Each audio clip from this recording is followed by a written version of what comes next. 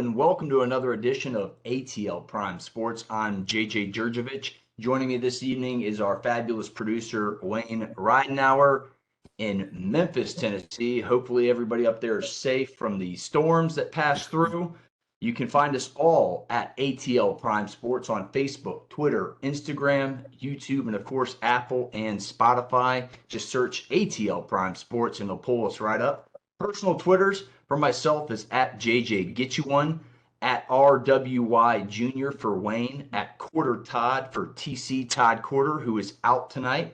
And of course, LG for real though for Larry Gardner, who is calling a Rome Braves game as we speak. How's everyone doing, Wayne?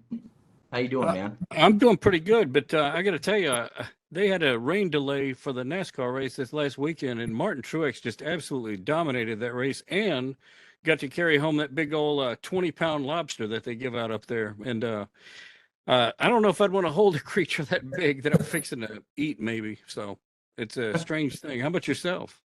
And I'm doing great, but not as good as the offense Tuesday night in Major League Baseball. Holy cow, Wayne. 12 teams scored double-digit runs, which hadn't been done in, just about 129 years. 3 games ended with scores of 11-10, so it was the first time that ever happened. So historic night in Major League Baseball Tuesday night. I'm not doing that great, but I'm doing pretty good. What's on tap for today's show as we gear up for another SIAC football season. We welcome the SIAC Commissioner, Anthony Holloman, to the show. And without further ado, let's go ahead and kick this thing off. Pun intended. SIAC Media Days concluded last week right here in Atlanta, Georgia. With that said, we welcome the Commissioner, Anthony Holloman. Commissioner, thank you for coming on. How are you doing today? JJ, I'm good. Thank you for having me, you and Wayne. I'm looking forward to talking SIAC football, but I have to tell you that it's been weather at the last couple of NASCAR races. I was at the track last Sunday night, and they only got through about 170 laps before they called it. So, hopefully it'll get better as they go. Martin Truex was definitely dominant, leading 260 plus laps this past weekend. So those guys gotta get up. Yeah. Well, it's NASCAR is a sport, ladies and gentlemen. There's no way I could sit in the car for that long. I don't know how they do it. It's really impressive. The speed. And I did the NASCAR experience last year. Man, that was really fun. I did it at Atlanta Motor Speedway here. It was really fun, Commissioner. If you ever get a chance, do it. So now, the speed is not something I can do myself, but I grew up in Darlington, South Carolina, so we have the oldest super speedway on the circuit. That is absolutely my favorite track, and my favorite seat is about 14th row coming out of what used to be turn number 4 and is now turn number 1 because they flipped the track on us. Yeah. And had a chance in some of my previous stops to work with the likes of Humpy Wheeler and Bruton Smith. When I was in Charlotte, we created a motorsports program at North Carolina A&T, so have a long track record with NASCAR and enjoy getting to know the new generation of drivers. Yeah, there's lots of them. That's awesome. That's awesome. Well, Commissioner Holloman, tell our listeners a little about the history of the SIAC. So, JJ, the SIAC was founded in 1913. And so we're celebrating 110 years of excellence on and off the playing fields. The SIAC has a rich history with the likes of Deacon Jones, Shannon Sharp, John Stallworth, who are football legends of the past. Basketball, Coach John Chaney is in the Naismith Hall of Fame. And then probably arguably the greatest track athlete of all time, Edwin Moses, is a graduate of Morehouse College, is in our Hall of Fame. This recently, JJ, we brought back the Hall of Fame. This was the first induction ceremony since 2014, and we inducted a small class but mighty. Jeff Henderson won a gold medal in the 2016 Olympics in the long jump. Yes. Drayton Florence spent 10 years as a defensive back in the NFL. He was the highest drafted player out of Tuskegee University. Alex Percival was a Morehouse legend in the 70s, a four-time all SIAC player. And, you know, it was just awesome to get those caliber of people in the room at one time. You know, the SIAC is the largest HBCU conference in the country with 15 member institutions.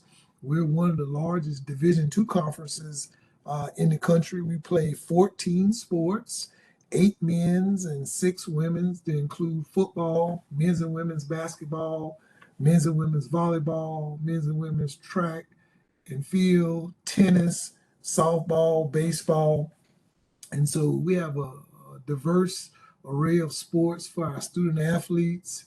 We have a 7-state footprint, so that's large for a D2 conference. So we span from Ohio down to Florida with Georgia, South Carolina, Tennessee in our footprint. And so it's a great honor to serve as commissioner.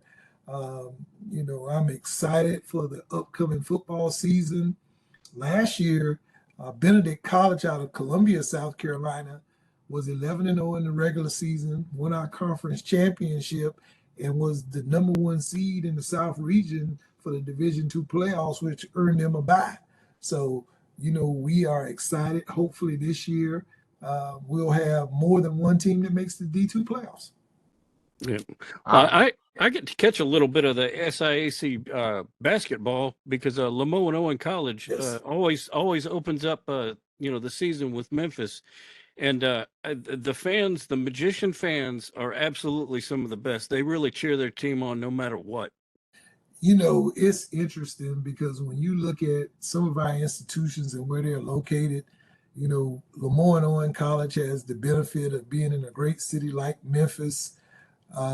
With, you know, Bonzi Wells, you know, coaching their team.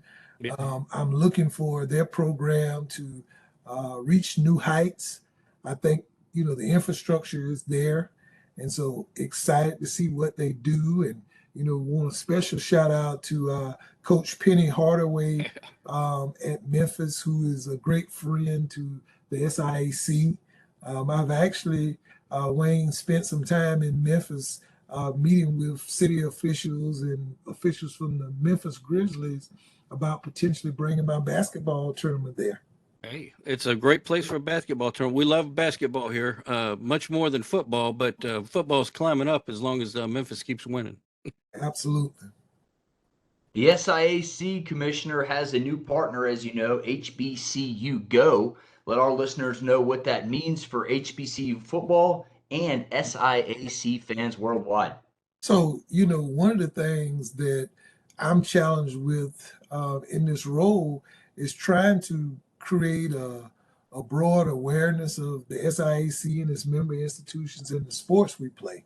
So presently we have a deal with ESPN that televises 22 football games and our SIAC basketball tournament.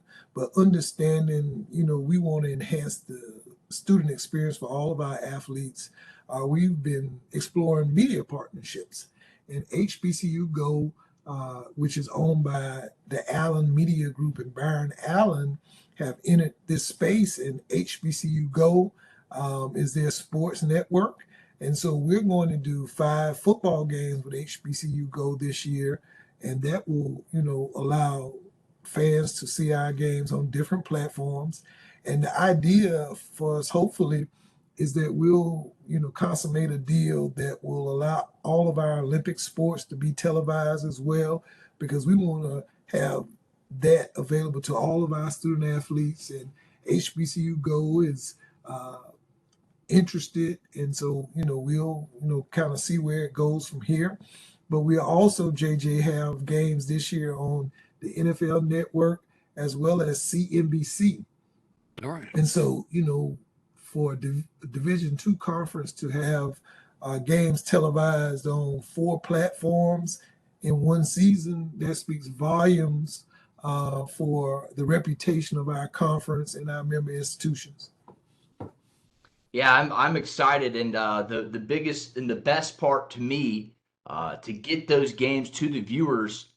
I believe the HBCU Go app is completely free, so you It just is. download it and you get 5 free football games, folks. Hey, It is. that's a And, deal. one of the things that is important for us is that we want to make it available. And so Yes. HBCU Go is a great partner in that regard. They have multiple platforms from the Grio to their streaming platforms, and they partner with CBS and other networks to run games on their affiliates. So, you'll be able to catch our football games on a variety of platforms. You're listening to Commissioner Anthony Holloman, the SIAC commissioner, right here on ATL Prime Sports. The future of the conference on TV, basketball, football. I know you kind of touched on it, but let's go over that. What does that mean, the HBCU Go app for basketball as well as the other sports? You kind of touched on it, and it's very good. I think it's just I want to keep on touching on it because it's just a great point. It's great for the student athletes to get exposure for possibly the next level and so on and so forth. So the future of TV broadcasting with basketball and football in the conference. So we're committed to creating a long-term relationship such that we will televise basketball, volleyball, baseball, softball, select tennis matches, select track and field events. And, that's a way that we can have students around the country, potential students, student athletes of our member institutions get familiar with, the brand of sports we play in the SIAC, as well. It gives us opportunities to increase the revenue that comes in to the conference because, you have commercials and all of those things that run when you have games that are on linear and that are streamed. And so we want to be able to monetize our brand and create revenue sharing opportunities for our member institutions so we can help them strengthen their ability to compete on a national level. And I'm assuming that will help with NIL deals and everything for the student athletes as well, correct? No, absolutely. Because the more visibility you get, the more opportunities that will avail themselves to you. Because if a sponsor is running a commercial, they want to be attached to student athletes that are competing, and it gives us more opportunities, brings more people into play that may not have been aware of these opportunities prior to, and then it increases the likelihood that we can compete with other institutions for student athletes who are motivated by where they can get the best NIL deals at, where they get the most visibility and press and TV coverage. So we're cognizant of how the SIAC needs to be a player in the new college landscape. Yeah, NIL is huge, and we've had Hugh Douglas on this show, an SIAC Hall of Famer from Central State. So, he's going to be listening and loving that. There is a new modified 8-game conference schedule. What will that mean for each team? I think my favorite part about it is you're going to see more teams play each other more frequently. So one of the things, and I stepped into this role in September from being vice president for advancement and director of athletics at Fort Valley State University, as well as chair of the AD's Council. So I had a intimate knowledge of, what the SIAC has looked like. And so over the last 28 years, Tuskegee University has won 11 championships. Albany State has won 11. Miles has won 4. Fort Valley has won 2. And Benedict won 1. And so we didn't have a great sense of competitive balance, in my opinion. And so as the new commissioner, I wanted to shake things up. And so we went from 6-game conference schedule to an 8-game conference schedule, which allows each team to have 4 home games and 4 away games. But it also matches teams that would not play because they were on the East and somebody was on the West. Now, a student athlete will play in every stadium in a 4-year career. So they'll play their 4 rivalry games that they play every year, but the other games will rotate biannually. And so we're excited about that. And so we eliminated divisional play. And so the championship game will pit best on best. Yeah. And that has not often been the case. We've had teams to make it to the championship game 5-5 playing a 10-win team. And so now it's going to be best on best. And, you know, some teams will have a hard road to hoe because they'll play, you know, really good teams back to back. But if you're going to be a championship team, then you have to win the games you play. And that's so much better for the student athletes themselves, as you slip up in one game in your conference and then you see, let's just throwing out a school here, Kentucky State on the other side, you know, gets in. It's just a competitive balance. I really like it. I think it's good for the fans and it's good for the sport. Let's go with talk about Benedict College, who won the SIAC last year, as you mentioned, after beating Tuskegee in dominant fashion. 58-21. They're heavy preseason favorites. Your thought on the preseason football rankings? So, you know, one of the things that I like about the preseason rankings, it gives people something to talk about. But, you know, I shared with the student athletes that, you know, you're going to have to play on the field. And so the preseason rankings are great. But you're going to have to earn whatever you get, and you're going to have to play the games on your schedule. Last year, Benedict was coming off a 5-5 season, and they were not highly regarded. So, you know, to see them raise up and go 11-0, that should give all the teams in the league hope that if you work hard, you develop your student athletes, and you have some luck on your side with injuries, you can be in the same place. And so now you know the 2 best teams are going to be in the championship game. So that gives teams, you know, a fighting chance. You know, I think Benedict and Coach Chennis Berry have a great program, and he's done a really good job of recruiting and developing the talent. But, you know, Fort Valley was 8-2 last year. Albany had a down year, and they were 7-3. Tuskegee was 8-2 and returned a ton of starters. And Lane College, under Coach Byron Brown, beat Tennessee State last year. So I think we have depth of talent in the conference, and I would not be surprised if the preseason rankings, get turned upside down. I agree. I agree with you 100%. Working for the conference my 3rd year now as a color commentator with Todd. This is wide open. When Central State, who won their last game of the year in dramatic fashion, Todd and I had the call on it. You got Jaleel Lenore, who can really get after the quarterback as a linebacker there. He's a preseason first-teamer. And on the defensive side, I really do. I'm with you. I think it's wide open this year, and the 8-game conference schedule really helps with that competitive play, as we were talking about. And you mentioned talking season. That's what we do. So the preseason rankings give us something to talk about, and fans.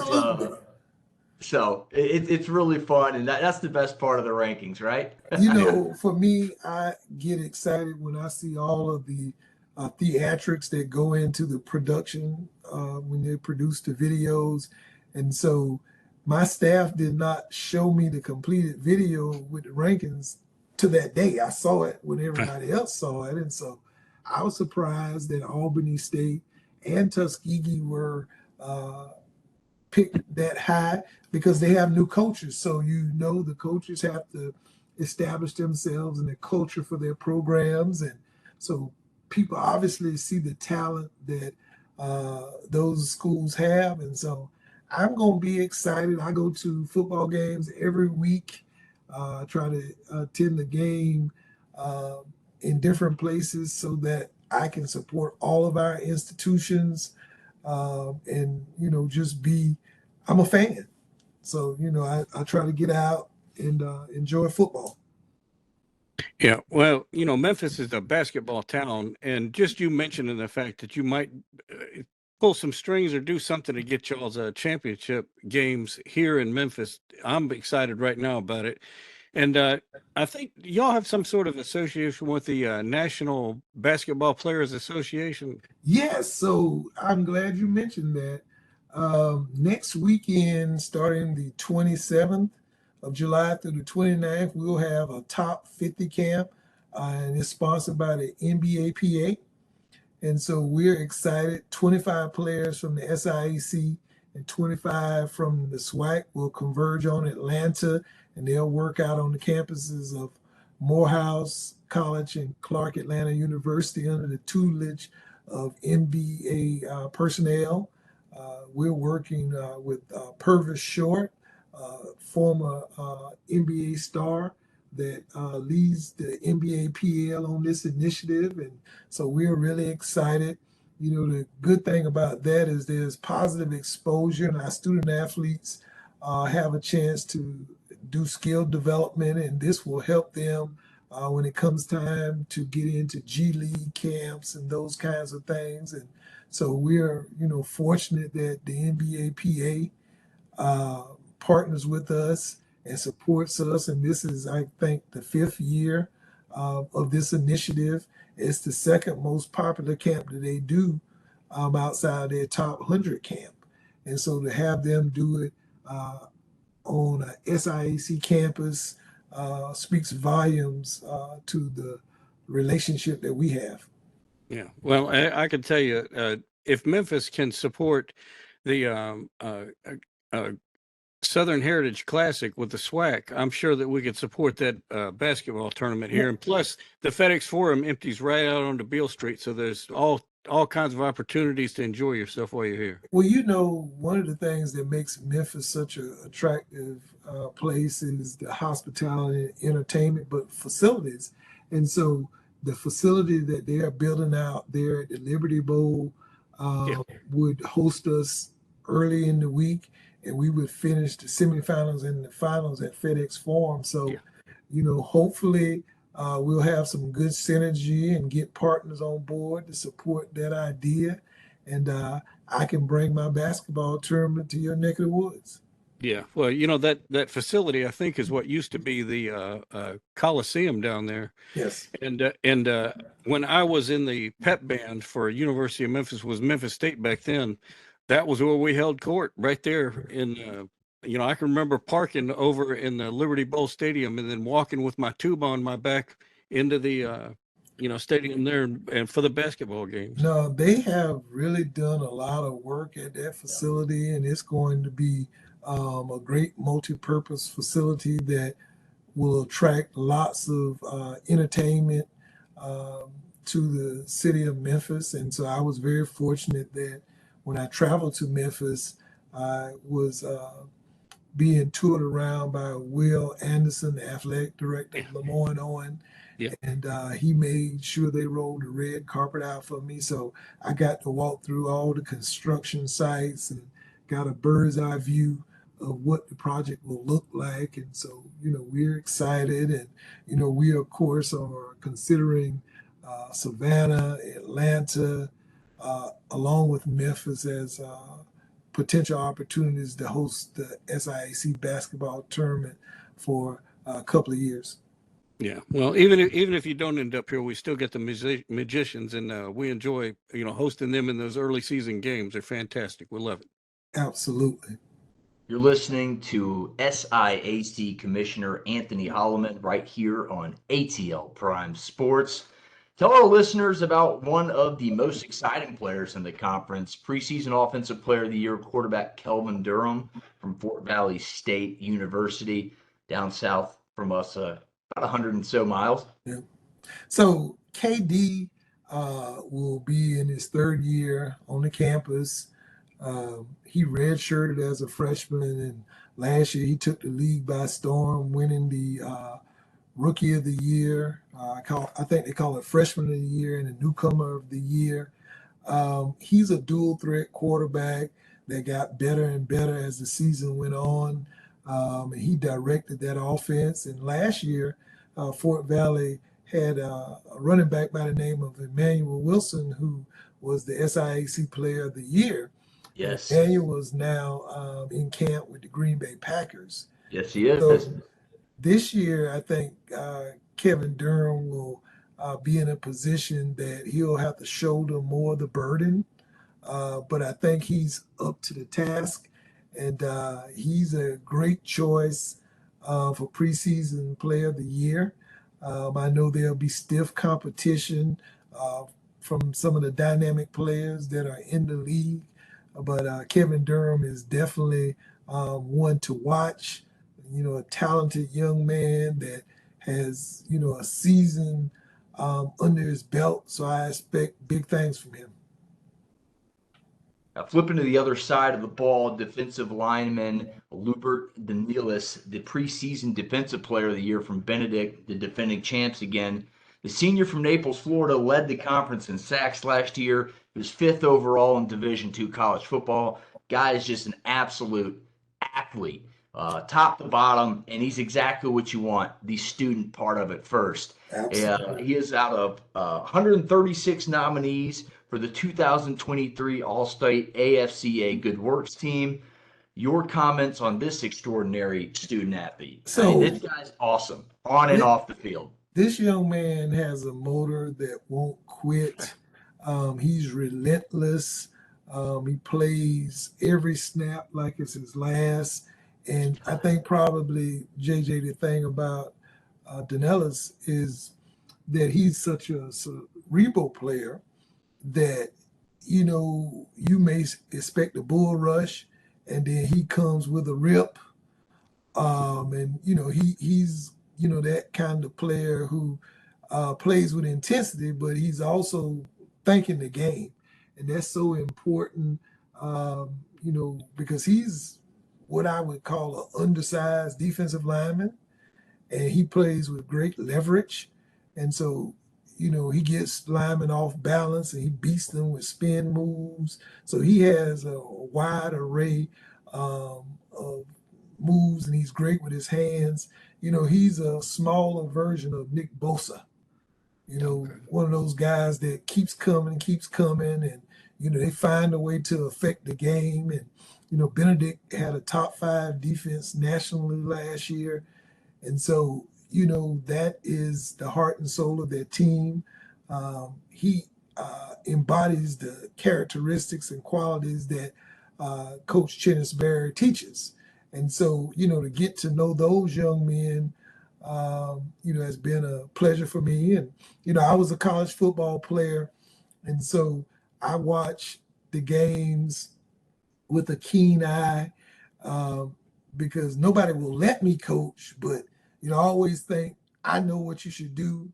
And so, I enjoy seeing, good football and looking, what the institution are doing schematically when they lay out their game plan. And, I have to throw this in there, Dr. Commissioner Holloman. Where do you see the conference in the next 5 or 10 years, the future of the conference? So in 5 years, I fully expect us to be the #1 Division II conference in the country, competing for national championships in multiple sports, continuing to raise our graduation rates, because we know at the Division II level, we're preparing our students for something after the competition ends. We want them to be prepared to go into the work world. We want them to have relative experience, and we want them to be community citizens. And so one of the things that we did this week, when we had Media Day, we brought our student athletes in early, and we had a community service project where they were mentoring students in the Decatur community because we think that's important for them to give back, to be sensitive to things that are going on around them, and understand that we consider them role models and examples, and we want them to take that responsibility seriously. Awesome. And I'll wrap it up with this. We're running out of time, and I don't want to keep you from your busy schedule as well, Commissioner.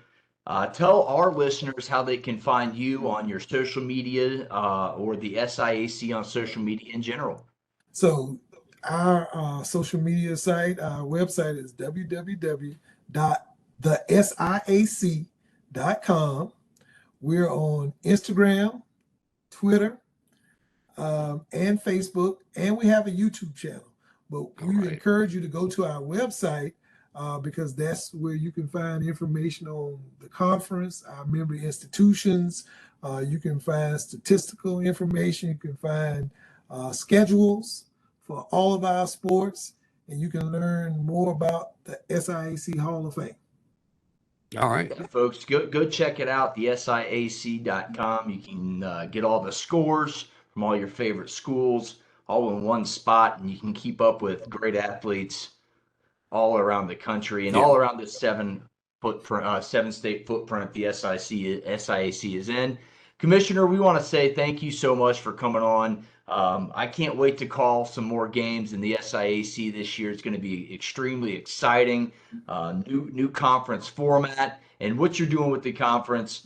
Hats off to you, Commissioner. You're doing a wonderful job. Yeah. Thank you, gentlemen, and look forward, JJ, to working with you. And Wayne, when I come back to Memphis, I'm gonna look you up. Do it, man. We'll go down there and we can either get something to eat or we can just check out the sites. There's plenty of things to see. Glad to host. Just come on by. Well, listen, thank you guys, and thank you for having me.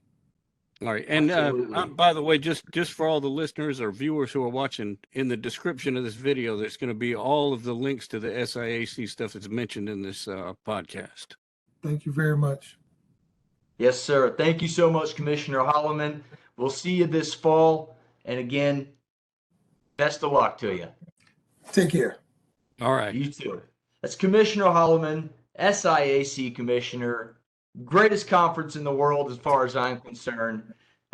Wayne, let's finish this thing out. We'll give our final thoughts on the show, and we'll get on out of here, man. So my final thought of the night is going to be simply the kind of cool. Have you ever wanted to buy stock in a professional sports team, Wayne? Well, now's your chance, because Liberty Media and Atlanta Braves Holdings Incorporated previously announced, and they confirmed on Monday, that stock has now become available today. As we're filming this, you can go buy. There's 3 options.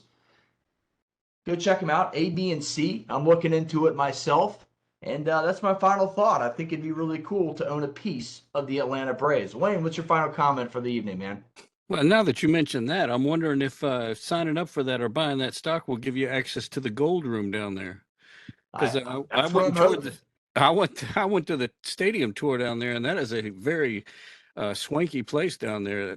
They've got lockers and stuff where you can keep your champagne or your wine or whatever you want to drink.